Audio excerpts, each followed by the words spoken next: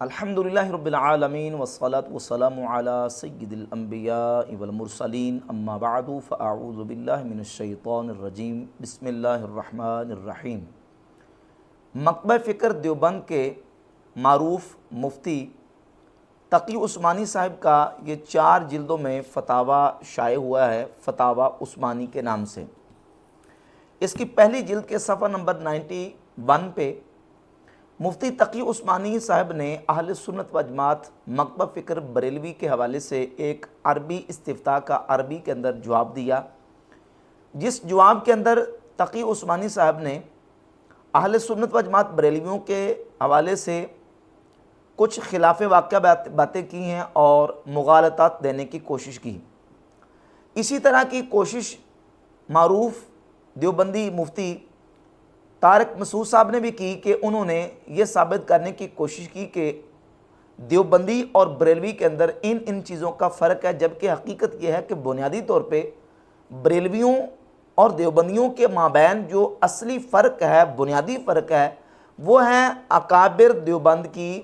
کفریہ اور گستاخانہ عبارات۔ تو حنفیوں میں جو علماء بر صغیر میں بدعت کے خلاف ہو گئے ان کو لوگوں نے دیوبندی کہنا شروع کر دیا، اور جو تیجے 40ویں اور اذان سے پہلے صلاۃ والسلام کے قائل تھے ان کو لوگوں نے کیا کہنا شروع کر دیا؟ بریلوی۔ یہ بھی لوگ اعتراض کرتے ہیں نا کہ یہ دیوبندی فرقہ تو آج سے 150-200 سال پہلے پیدا ہوا ہے، تو اس سے پہلے تو یہ فرقہ تھا ہی نہیں، تو جو فرقہ بعد میں پیدا ہوا ہو وہ صحیح کیسے ہو سکتا ہے؟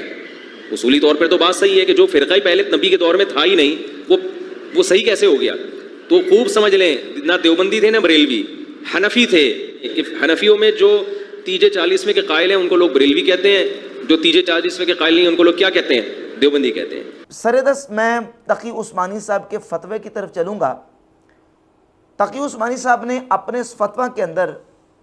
جو کہ عربی کے اندر لکھا، جو کلام کیا ہے، اس پر انشاءاللہ ایک ایک بات پر ہم گفتگو کریں گے۔ بریلویوں کا حکم بیان کرتے ہوئے پہلے تو عنوان یہ قائم کیا ہے صفحہ نمبر 91 پہ، بریلوی فرقے کا تعارف اور حکم، پھر استفتاء اور اس کا جواب لکھا، اور جواب میں لکھتے ہیں بالنسبۃ للطریقۃ البریلویۃ وان ہؤلاء یتمیزون عن جمہور المسلمین فی بعض العقائد والاعمال المبتدعہ۔ کہتے ہیں کہ بریلوی فرقہ کے بارے میں یہ کہ ان کے عقائد اور ان کے اعمال مبتدعہ ان کی وجہ سے یہ عام جمہور مسلمانوں سے الگ ہیں، یعنی یہ تاثر دینے کی کوشش کی کہ اہل سنت و جماعت بریلوی یہ کوئی نیا فرقہ ہے اور ان کے عقائد اور ان کے اعمال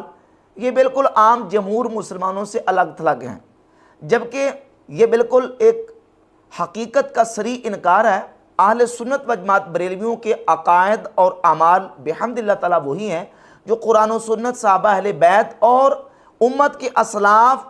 اور ان ماضی قریب کے وہ اسلاف جن کو دیوبندی بھی مانتے ہیں، ان اسلاف سے بھی ہمارے وہ عقائد و نظریات اور اعمال بحمد اللہ تعالیٰ ثابت ہیں۔ جبکہ حقیقت یہ ہے کہ دیوبندی اکابر اور ان کے اسلاف اور ان کے پیشوا اور ان کے مقتدا جن کی یہ پیروی کرتے ہیں اور جن کی وجہ سے مکتبہ فکر دیوبند وجود میں آیا، ان کے عقائد وہ ہیں کہ جن کو یہ قرآن و سنت سے اور اسلاف سے ثابت نہیں کر سکتے۔ امام احمد رضا کا محدث بریلی رحمۃ اللہ تعالی علیہ وہ اہل سنت و جماعت کے عقیدے کے ترجمان ہیں، اور امام اہل سنت رحمۃ اللہ تعالی علیہ نے انہی افکار اور نظریات کی اشاعت کی ہے جو ہمارے اسلاف، اکابر اور امت کے اہل سنت و جماعت کے علماء اور اولیاء اللہ کے عقائد و نظریات ہیں، اور اسی پر وہ کاربند رہے۔ اور دیوبندی مکتبہ فکر سے پہلے جو مسلمان سنیوں کے عقائد تھے بحمد اللہ تعالیٰ وہ اہل سنت و جماعت بریلویوں کے وہی عقائد ہیں۔ اس پر میں چند حوالہ جات اہل سنت و جماعت کے مخالفین، بریلویوں کے مخالفین ہی کے دینا چاہتا ہوں۔ یہ ایک معروف کتاب ہے وہابی غیر مقلدین کے چوٹی کے ان کے عالم احسان الہی ظہیر کی البریلویہ۔ اس کے صفحہ نمبر 21 پر مقدمہ میں احسان الہی ظہیر نے لکھا ہے کہ اس گروہ کے عقائد بعض دوسرے اسلامی ملکوں میں تصوف کے نام پر رائج ہیں۔ بریلویوں کے جو عقائد ہیں یہ عقائد بعض دوسرے اسلامی ممالک کے اندر وہ تصوف کے نام سے رائج ہیں۔ یہ شمع توحید ہے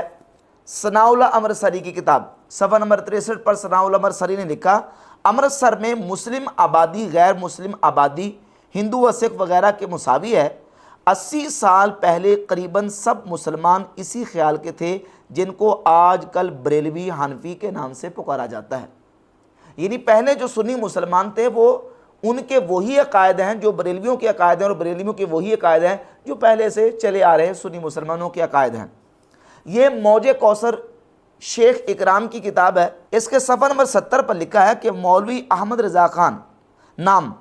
उन्होंने कोई 50 के करीब किताबें मुख्तलिफ नज़ाई और इल्मी मबाहिस पर लिखी और नहायत शिद्दत से कदीम हनफी तरीक़ों की हिमायत की। इसी तरह सलमान नदवी ने अपनी किताब हयात शिबली के सफ़ा नंबर 46 पर लिखा, तीसरा फरीक वो था जो शिद्दत के साथ अपनी रविश पर कायम रहा और अपने आप को अहले सुन्नत कहता रहा। इस गिरोह के पेशवा ज़्यादातर बरेली और बदायून के उलमा थे। जो शिद्दत के साथ उसी पुरानी रविश पर कायम रहा वो बरेली के उलमा थे और बदायून के उलमा थे। बिहम्दिल्लाह ताला यह अहले सुन्नत व जमात बरेलियों के मुखालिफिन के हवाला जात से ये बात साबित होती है कि इमाम अहमद रज़ा खां मुहद्दिस बरेली रहमतुल्लाह ताला अलैह ने अपने असलाफ से रूगर्दानी नहीं की और ना उन्होंने कोई नया मज़हब कायम किया है, बल्कि जमहूर मुसलमानों के जो अहले सुन्नत व जमात के जो अकायद थे उन्हीं अकायद की तर्जमानी इमाम अहमद रज़ा मुहद्दिस बरेली रहमतुल्लाह ताला अलैह ने की है। अब आ जाए देवबंदी अकाबिर जो हैं, देवबंदी जिनको अपना पेशवा मानते हैं, जहाँ से देवबंदियत का आगाज़ होता है इनके अकायद व नज़रियात का, वो इनके पेशवा उनके अकायद व नज़रियात क्या थे और उन्होंने क्या कारनामे सर अंजाम दिए, ये इमदादुल मुश्ताक है अशरफ अली थानवी की किताब। इसमें अशरफ अली थानवी इस्माइल देलवी के बारे में सफ़ा नंबर 82 पे लिखा कि मौलवी इस्माइल शहीद मोहित थे, चूँकि मुहक्किक थे, चंद मसाइल में इख्तलाफ किया और मसला के पीरान ख़ुद मिसल शेख वलीउल्लाह वग़ैरह पर इनकार फरमाया। यानी जो शेख वलीउल्लाह मुहद्दिस दिल्ली का मसलक था उस मसलक से मुनहरिफ होने वाला कौन है? इस्माइल देलवी। और इस्माइल देलवी ये देवबंदियों के अकाबिर में शामिल है, देवबंदियों के मुक़्तदा और पेशवा के अंदर आता है। और यही इस्माइल देलवी है जिसने अपना जो फ़िरका है नया अलाउंस किया। ये किताब है हयात तय्यबा। इसके सफ़ा नंबर 310 पे लिखा है कि मौलवी इस्माइल जो हिंदुस्तान में फ़िरका मुवहदिया का बानी है, फ़िरके का बानी मौलवी इस्माइल देलवी है। और ये बरेलवियत के सफ़ा नंबर 197 पे इसान ज़ही ने लिखा है कि इस सिलसिले में उन्होंने सबसे पहले वहाबी तहरीक के सरखेल शाह इस्माइल शहीद रहमतुल्लाह ताला अलैह को निशाना बनाया। वहाबी तहरीक के सरखेल यानी एहसान ज़ही ने भी माना, मिर्ज़ा हैरत देलवी ने भी माना, और इस पर कई हवालाजात पेश की जा सकते हैं कि इनके फ़िरके का बानी इस्माइल देलवी है जिसने अपने अकाबिर और अपने असलाफ के अकायद व नज़रिया से इन्हिराफ किया। बिहम्दिल्लाह ताला अहले सुन्नत व जमात बरेलवी ये कोई नया फ़िरका नहीं, ये कोई नया नज़रिया और अक़ीदा नहीं। अहले सुन्नत व जमात बरेलवी मकतब फ़िक्र इमाम अहमद रज़ा खां मुहद्दिस बरेली रहमतुल्लाह को मानने वाले, इनके अकायद व नज़रियात वही हैं जो उन असलाफ के अकायद व नज़रियात हैं जिनको देवबंदी भी मानते हैं कि ये मुसलमान शख्सियत है, लेकिन देवबंदियत का उनके अकायद के साथ कोई ताल्लुक़ नहीं है। अब तकी उस्मानी साहब लिखते हैं,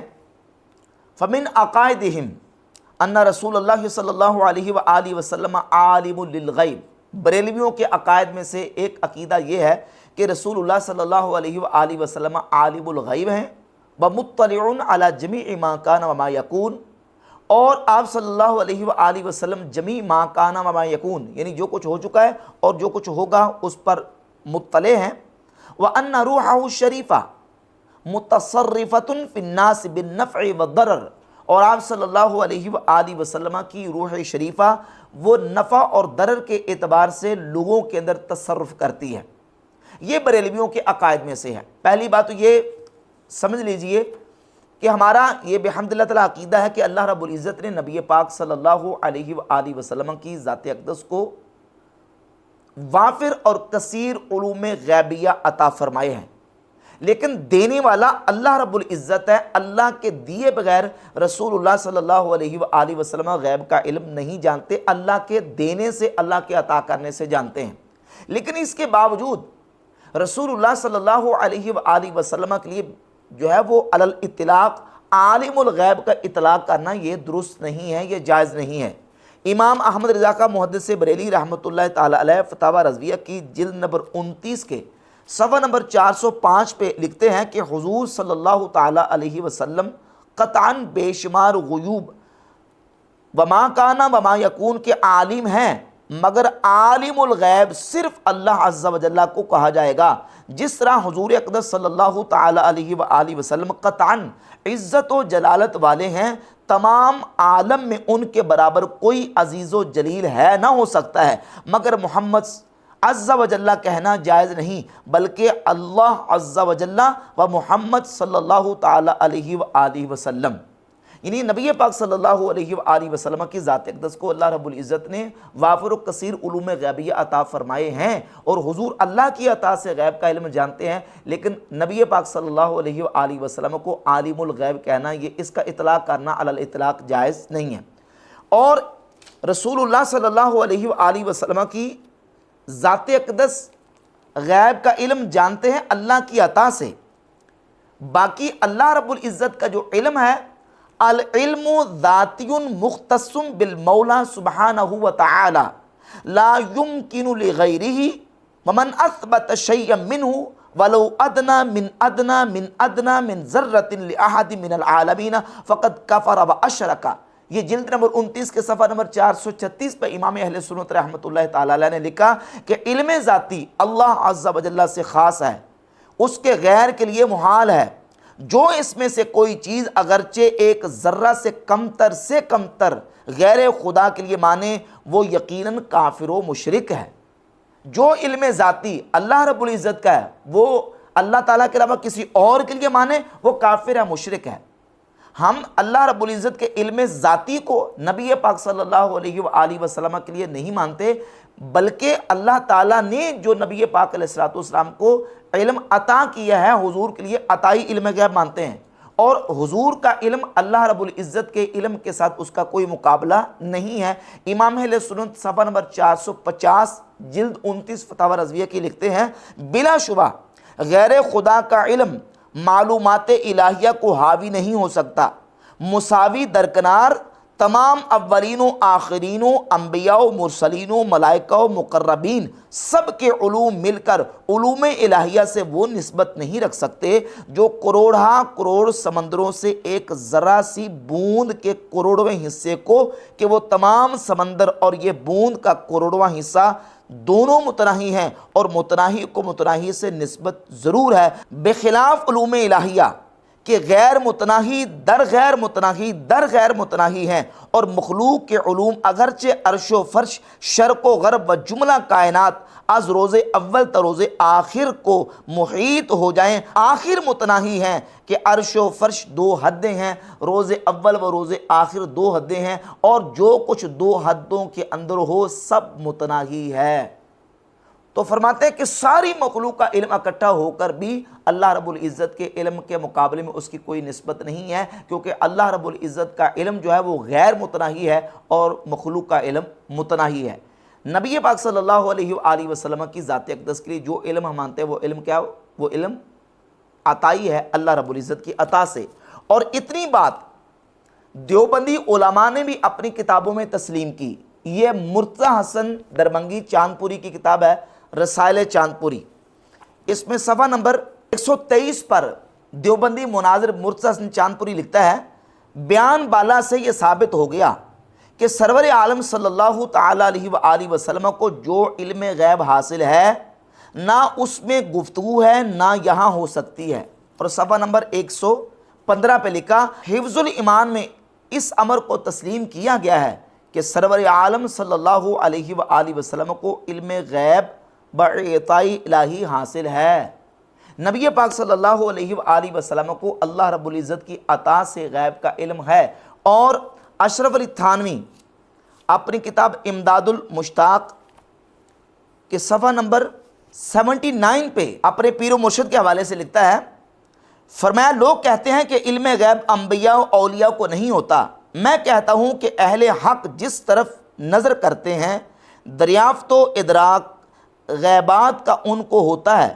اصل میں یہ علم حق ہے۔ حضرت صلی اللہ علیہ وآلہ وسلم کو حدیبیہ و حضرت عائشہ کے معاملات سے خبر نہ تھی،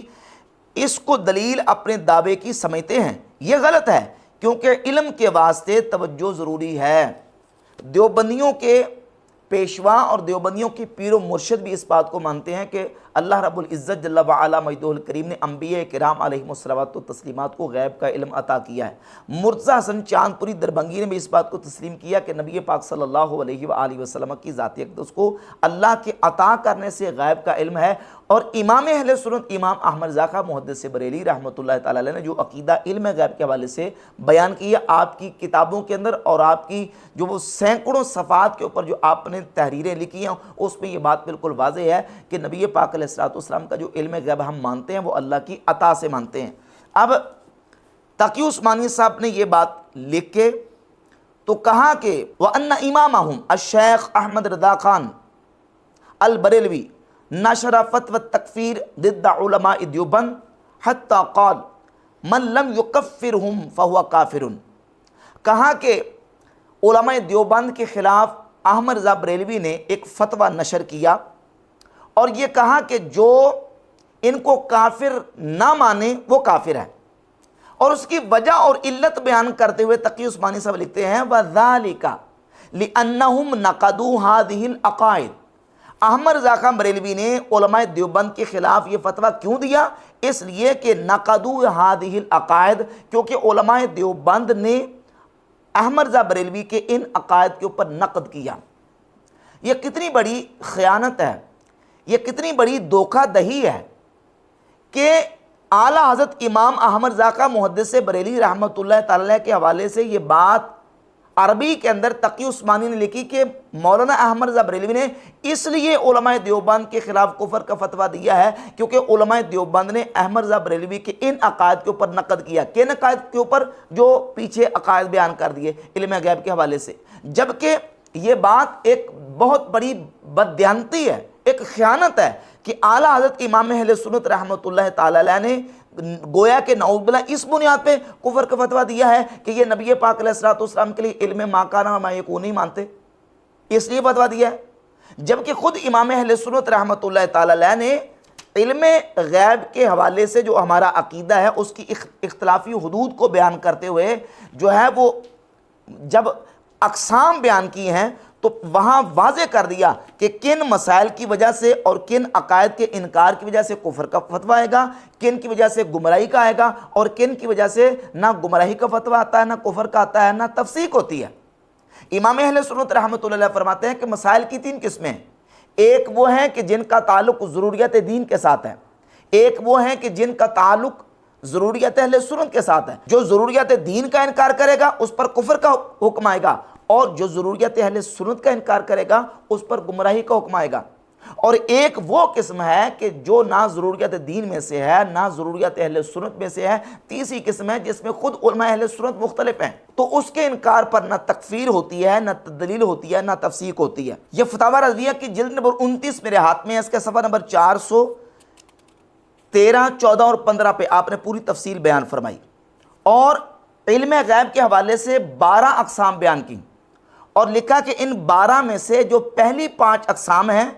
یہ قسم اول ہوئی، یعنی یہ وہ قسمیں ہیں کہ جو اس کا انکار کرے اتنے کا وہ کافر ہے، اور پھر 6 اور 7 نمبر قسم بیان فرما کے کہا کہ جو اس کا انکار کرے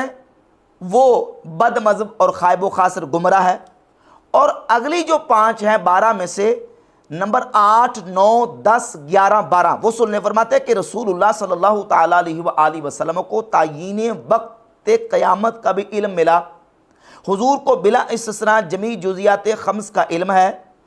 نمبر 10 جملہ مقرونات قلم و مکتوبات لوح بالجملہ روز اول سے روز آخر تک تمام ما کان و ما یکون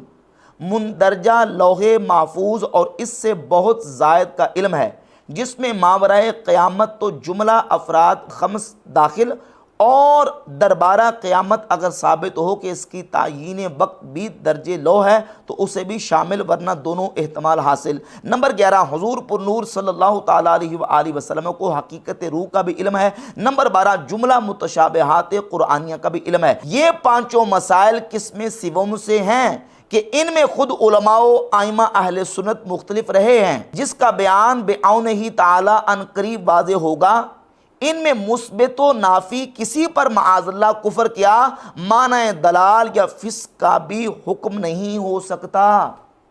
یہ جو پانچوں قسمیں آخر میں بیان کی ہیں، جن کو میں نے پڑھ کے سنا دیا، امام اہل سنت رحمۃ اللہ فرماتے ہیں جو ان میں اختلاف کرتا ہے اس کو کافر کہنا تو دور کی بات، ہم اس کو گمراہ بھی نہیں کہتے، ہم اس کو فاسق بھی نہیں کہتے،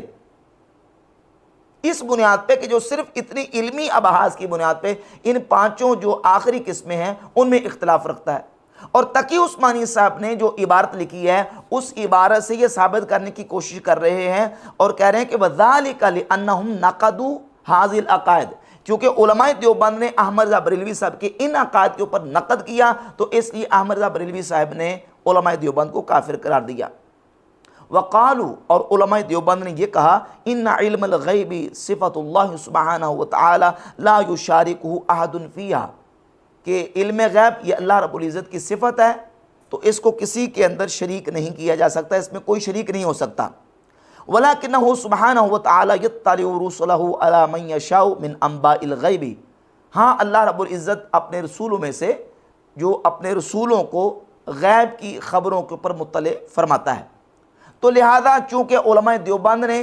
احمد رضا بریلوی صاحب کے ان عقائد کے اوپر نقد کیا تو اس بنیاد پہ احمد رضا بریلوی صاحب نے علماء دیوبند کو کافر قرار دیا، جبکہ یہ عبارت جو ہے وہ ایک بہت بڑی بددیانتی ہے، خیانت ہے۔ اعلیٰ حضرت امام اہل سنت اشاع امام احمد رضا خاں محدث بریلی رحمۃ اللہ تعالی علیہ نے اکابر دیوبند کے اوپر جو فتوی کفر دیا اور ان کی تکفیر کی ہے وہ اس بنیاد پہ ہے کہ انہوں نے اپنی کتابوں کے اندر رسول اللہ صلی اللہ علیہ وآلہ وسلم کی ذات اقدس کی گستاخی اور بے ادبی کی۔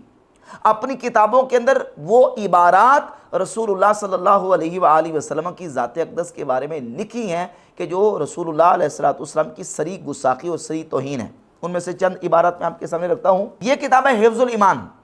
اس کے صفحہ نمبر 13 پر اشرف علی تھانوی نے نبی پاک صلی اللہ علیہ وآلہ وسلم کے علوم غیبیہ کے حوالے سے ایک نہایت گستاخانہ عبارت لکھی اور کہا کہ اگر بقول زید صحیح ہو تو دریافت طلب یہ امر ہے کہ اس غیب سے مراد بعض غیب ہے یا کل غیب۔ اگر بعض علوم غیبیہ مراد ہیں تو اس میں حضور ہی کی کیا تخصیص ہے؟ ایسا علم غیب تو زید و عمر بلکہ ہر سبھی بچہ و مجنون پاگل بلکہ جمیع حیوانات و بہائم کے لیے بھی حاصل ہے۔ نعوذ باللہ تعالیٰ نبی پاک صلی اللہ علیہ وآلہ وسلم کے علم غیب شریف کو جانوروں پاگلوں کے علم کے ساتھ تشبیہ دے کے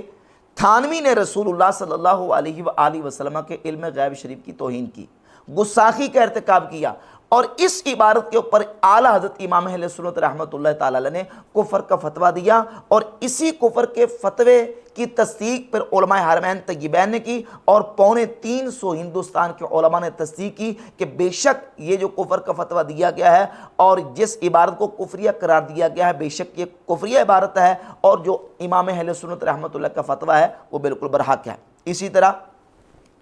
یہ دیوبندی خلیل بیٹوی کی کتاب براہین قاطعہ، براہین قاطعہ کے صفحہ نمبر 55 پر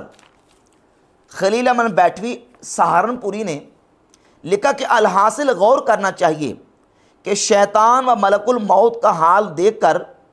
علم محیط زمین کا فخر عالم کو خلاف نصوص قطعیہ کے بلا دلیل محض قیاس فاسدہ سے ثابت کرنا شرک نہیں تو کون سا ایمان کا حصہ ہے؟ شیطان و ملک الموت کو یہ وسعت نص سے ثابت ہوئی،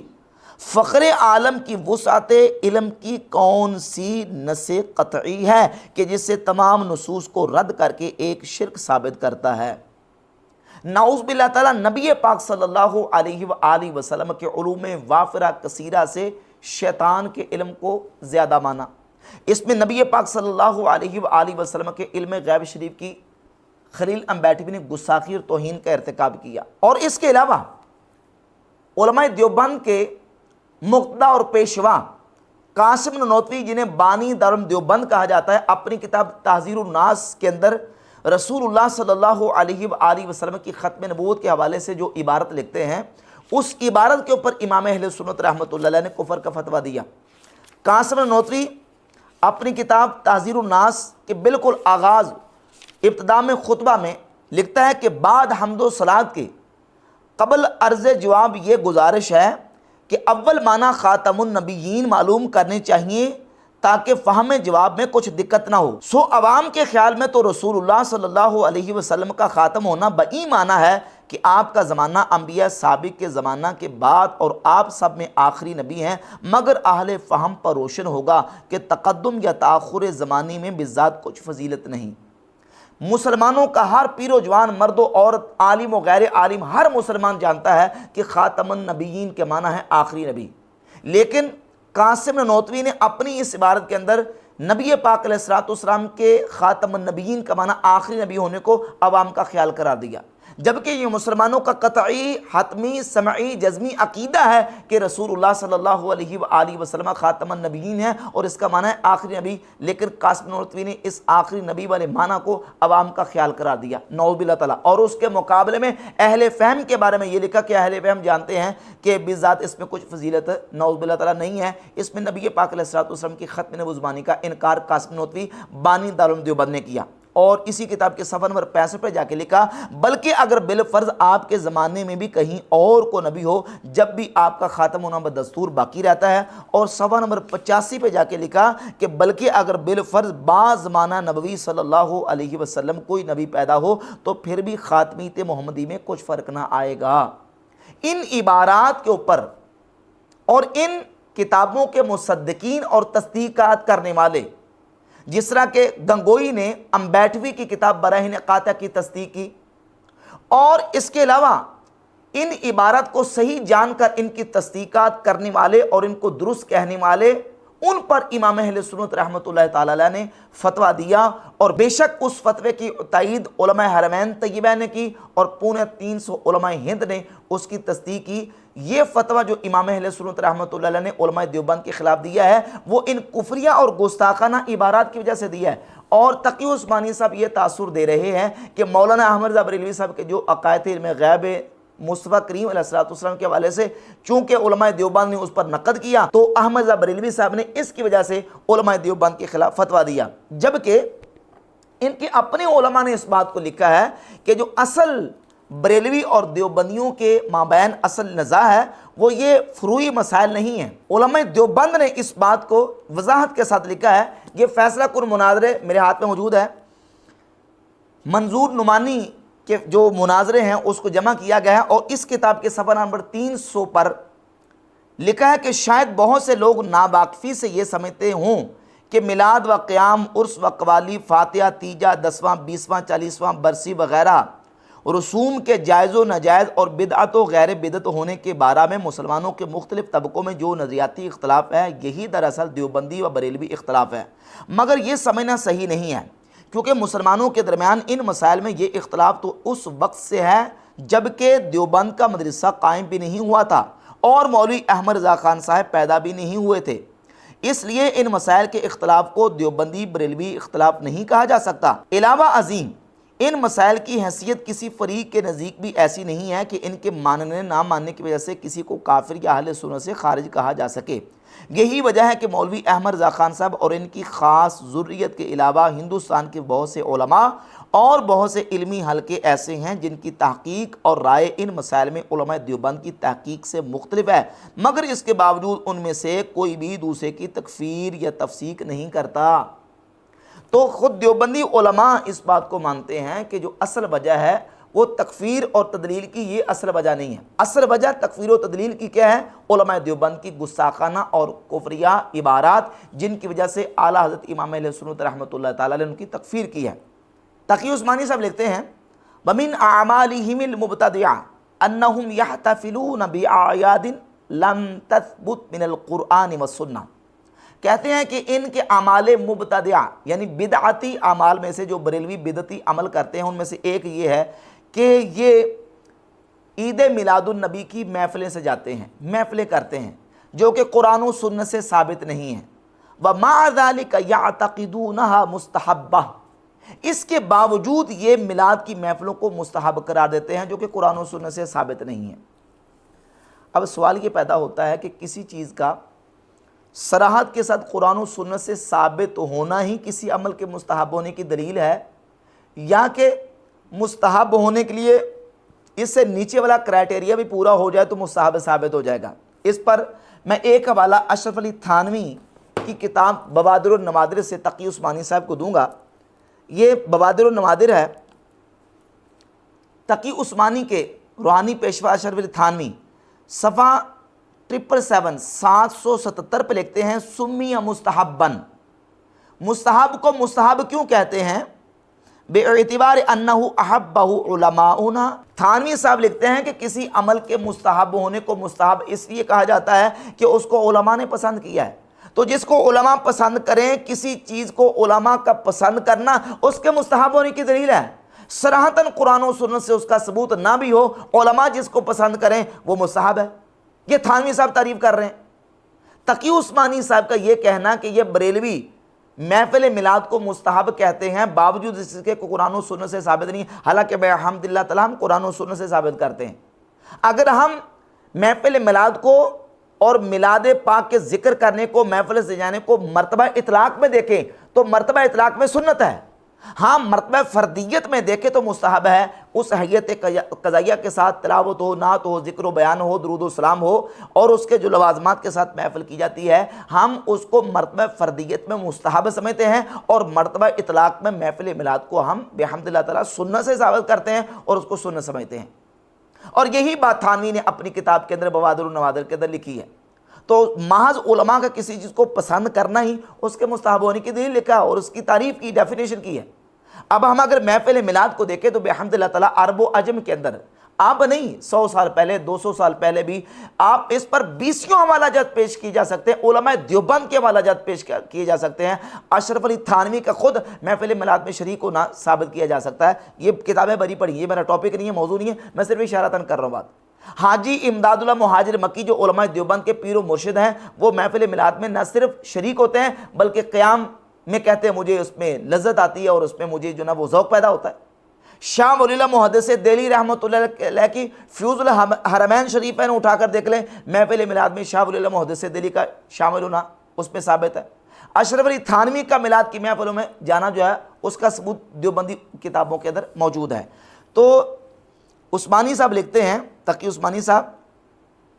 بل قد يعاملونها معاملة الواجبات من النقیر الشدید على من لا يشاركهم فيها، جو محفل میلاد میں شریک نہیں ہوتے ان پر یہ شدید نکیر کرتے ہیں، اور ان کا نکیر کرنا جو ہے وہ گویا کہ میلاد کی محفل کے واجب ہونے کا اس کے ساتھ معاملہ کرتے ہیں، جبکہ یہ بات غلط ہے۔ ہم جو ہے وہ مرتبہ فردیت میں واجب نہیں سمجھتے، ہاں مرتبہ اطلاق میں اس کو سنت سمجھتے ہیں۔ کوئی شریک نہیں ہوتا تو کتنے لوگ ہیں جو محفل میلاد میں شریک نہیں ہوتے؟ ہاں نکیر ان پر ہوتی ہے جو محفل میلاد کرنے اور محفل میلاد سجانے کی وجہ سے مسلمانوں کو بدعتی کہتے ہیں، ہم ان پر نکیر کرتے ہیں۔ وَكَذَلِكَ اخْتَرَعُوا تَقَالِيدَ عِنْدَ مَوْتِ أَحَدٍ مِثْلَ أَنْ يَقُومَ أَهْلُ الْمَيِّتِ بِدَعْوَةِ النَّاسِ فِي الْيَوْمِ الثَّالِثِ وَالْعَاشِرِ وَالْأَرْبَعِينِ بَعْدَ وَفَاتِ مُورِثِهِمْ، کہتے ہیں کہ انہوں نے کچھ اور بھی باتیں گڑی ہوئی ہیں، ان میں سے یہ ہے کہ ان کا کوئی شخص فوت ہو جاتا ہے تو یہ اہل میت لوگوں کو دعوت دیتے ہیں تیجے کی، 10ویں کی اور 40ویں کی، اپنے میت کے فوت ہونے کے بعد یہ دعوت دیتے ہیں۔ تو چونکہ دعوت فوتیدگی کے موقع پر یہ ممنوع ہے، ناجائز ہے، تو یہ ان کی بدعات میں سے ہے، یہ اختراعات میں سے ہے، بریلوی فرقے نے بدعتیں اپنی طرف سے گڑی ہوئی ہیں۔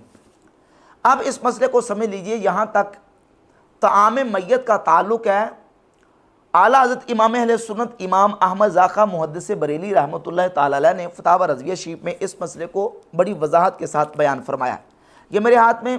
فتاوی رضویہ کی جلد نمبر 9 ہے اور صفحہ نمبر 614۔ امام اہل سنت رحمۃ اللہ تعالی علیہ فرماتے ہیں طعام 3 قسم ہے، ایک وہ کہ عوام ایام موت میں بطور دعوت کرتے ہیں، یہ ناجائز و ممنوع ہے۔ لأن الدعوت انما شرعت فی السرور لا فی الشرور، اس لیے کہ دعوت کو شریعت نے خوشی میں رکھا ہے، غمی میں نہیں۔